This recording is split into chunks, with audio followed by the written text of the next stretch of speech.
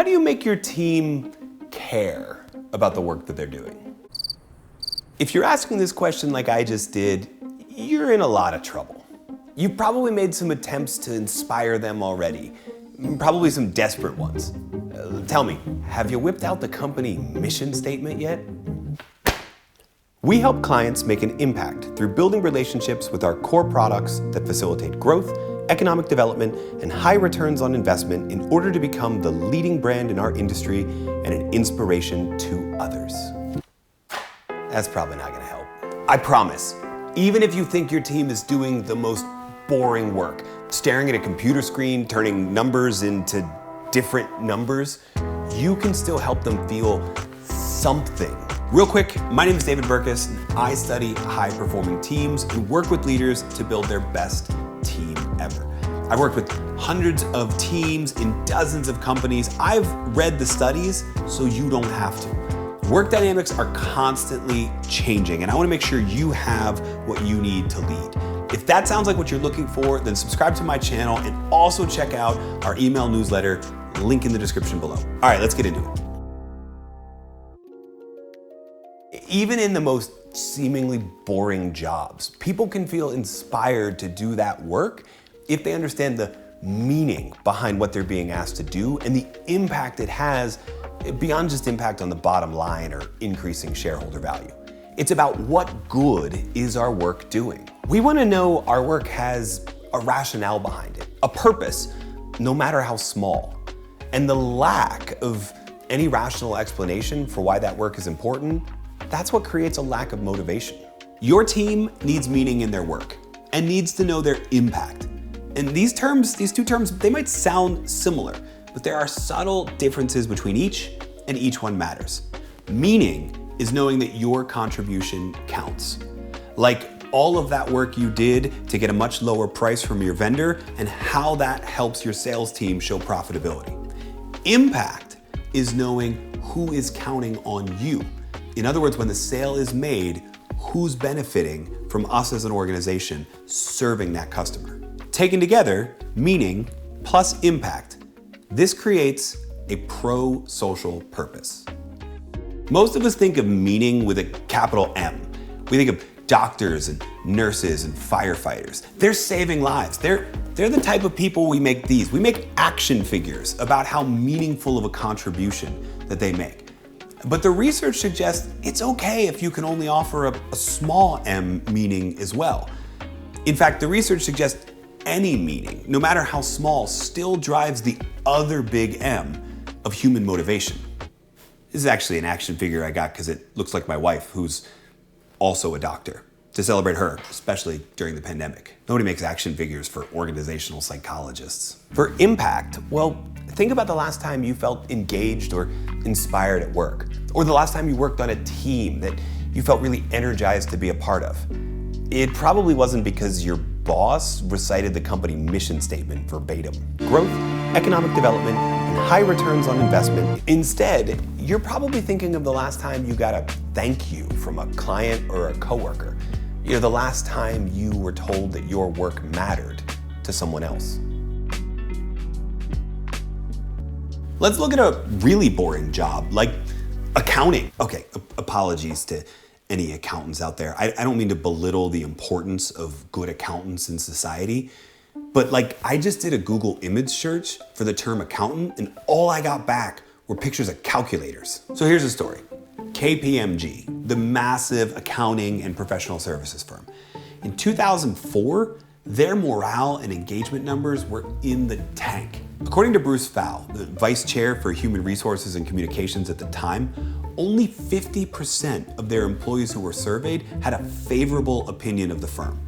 50%. Imagine what it would be like if half of your team didn't even want to be on your team.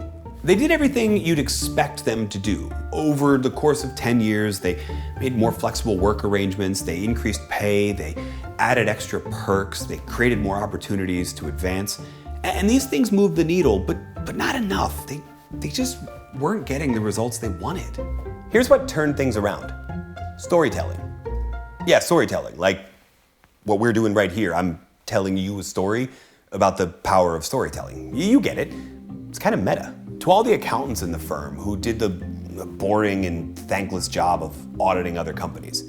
Auditing, checking the books, crunching the numbers, whatever that means. It's auditing, right? You're literally grading other people's papers.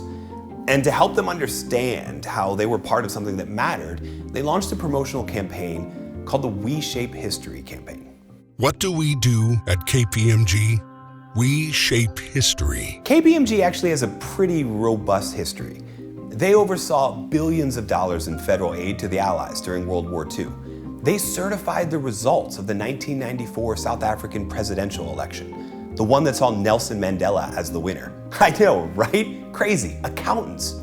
Good for them. So this was their starting point, to show everyone the amazing historical impact that the firm has had. But let's be real for a second. If someone asked you what you did working at KPMG and you said, "I shape history," that's probably not going to land. Especially if you're a new hire and you had nothing to do with the 1994 election results. So KPMG took this campaign a crucial step further. This is where most companies would have stopped. Pay all the money, make the videos, play them on a loop and a screen in the lobby, and hope that trickle-down inspiration works its magic. But you and I know that's not how it really works. That's why KPMG didn't stop there. After their people were already feeling inspired, they asked them to reflect on the impact their individual role was having. Not a company-wide impact, but the specific impact of their specific role today. They called it the 10,000 Stories Challenge, because the goal was to get 10,000 answers from the 30,000 employees of the firm. I help farmers grow, because I support the farm credit system that keeps family farms in business. I restore neighborhoods because I audit community development programs that revitalize low-income communities. I combat terrorism because I help banks prevent money laundering that can go toward terrorist groups. In 3 months, they had their 10,000 stories. In 6 months, they had 42,000 stories, which if you're a business school professor like me, you can do the math and immediately realize some people did the assignment twice. They went for extra credit. Typical of accountants, actually. Leadership at the company got the results they wanted.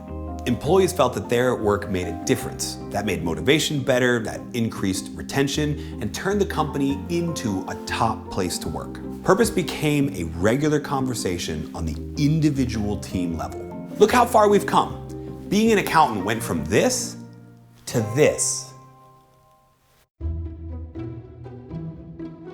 Adam Grant, a professor and researcher, led a study on university donation call centers. Maybe you know what I'm talking about here. Maybe you've gotten one of these calls.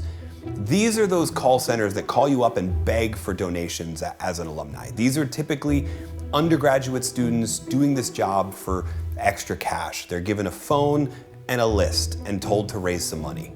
It's a boring job. It's a tough job. In fact, when Grant first visited the call center, one of the things he noticed was a sign on one student's desk. It read, "Doing a good job here is like wetting your pants in a dark suit." You get a warm feeling, but no one else notices. Let that sink in, but not too much. So Grant conducted an experiment. During a break at the call center, he brought in a student who had received scholarship funds raised by that very call center. That's it. One 5-minute meeting with a student. No presentations, no slide decks, nothing more than a simple get to know you. A month later, those same students were found to be working twice as hard. They spent twice as much time on the phone in every call.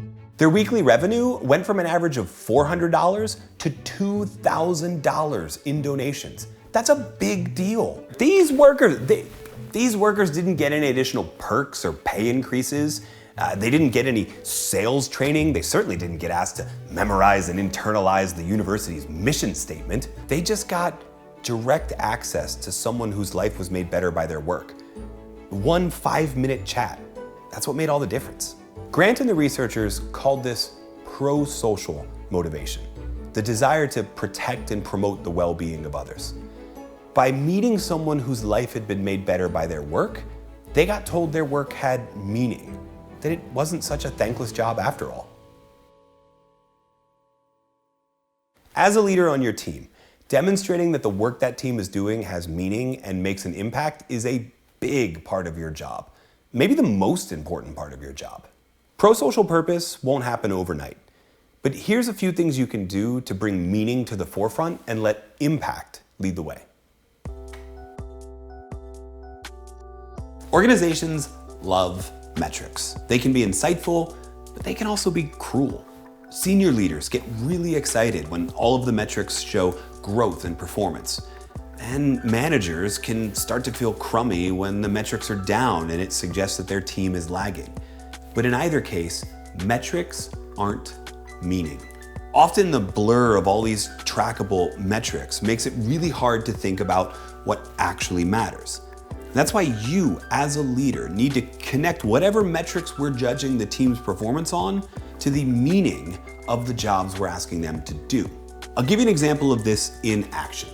Consumer goods company Pela makes everyday plastic items, but out of a compostable plastic alternative. And yeah, in order to be a well-run company, they have all sorts of metrics. They track sales and they track profitability, but they also track the single most important metric to them, which is how much plastic trash is kept out of the ocean. And they share that metric widely. Customers see it when they make purchases online, and that number is at the front of every sales report and every profit and loss statement.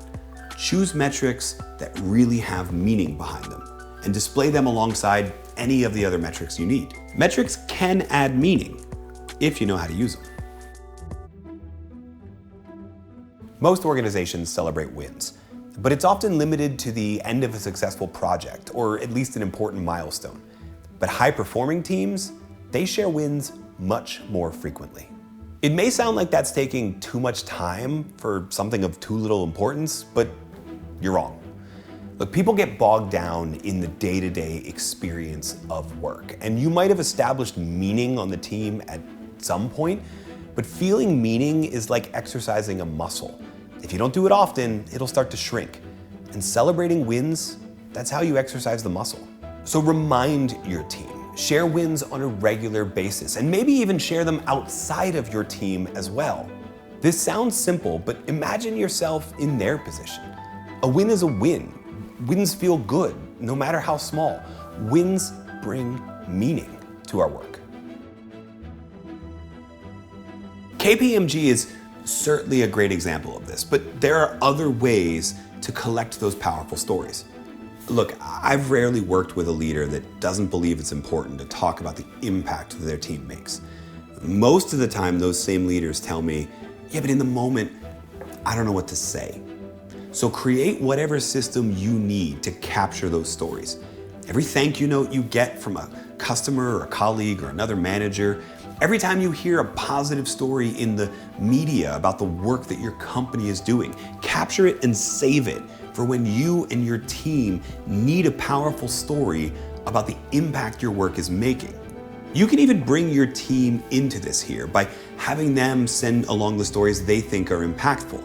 But as a manager, it's your job to make sure you got a system in place to collect them. So collect them, showcase them, and keep them coming. We already covered how when people think of meaningful jobs, they think of the doctors and nurses and firefighters, but if you know any of them, or if you are or are married to one of them, you know that their lives are busy. And in moving from emergency to emergency to emergency, it's hard to see meaning behind all that busyness. That's why surgeons at Beth Israel Deaconess Medical Center developed a pause for purpose as part of their preoperative checklist. They go through all the different stages and make sure everything's laid out properly, and just before they're ready to begin the operation, they take a moment and reflect on, here's who we're working on today, and here's why a successful surgery matters. Now, if even the most capital M meaningful jobs need to take a time out every once in a while and reflect on why their work matters, your team probably could use one too. When I say outsource inspiration, I don't mean like weird things like hire an improv group to come and perform during your lunch break. I mean bring in those people who are impacted by the work your team does. Remember the call center experiment? Teams, especially depending on their function, can be very far removed from the people your organization serves. And a customer testimonial video or a comment can only go so far. Bring the story to them. Bring in customers or clients to meet with your team, even if it's only briefly. Remember, it only took 5 minutes in the call center study. Or if you need to, take them to the story. Take your team out of the office, off of the Zoom meetings, and out into the field where their impact is happening. Field trips aren't just great for elementary schools. This is the part of the video where I'm supposed to leave you feeling inspired to go off and make a massive difference with your team. But I get it, this stuff sounds hard. Prosocial purpose, prosocial motivation, that sounds like fancy business school talk. So let me summarize everything we've talked about in this. People want to do work that matters, and they want to work for leaders who tell them they matter. And no matter where you get started, as long as it's in the service of one of those things, letting them know their work matters and letting them know they matter to you, you'll be moving the needle on how much your team feels inspired and how much they feel energized to do work. And you didn't even have to recite the company's mission statement, which is actually a lot harder to remember than anything in this video. If you're looking to lead smarter, then subscribe to my channel right here for more helpful insights just like this. And if you've got a question or a problem, leave a comment below. I'm here and this channel is here to help you build your best team ever.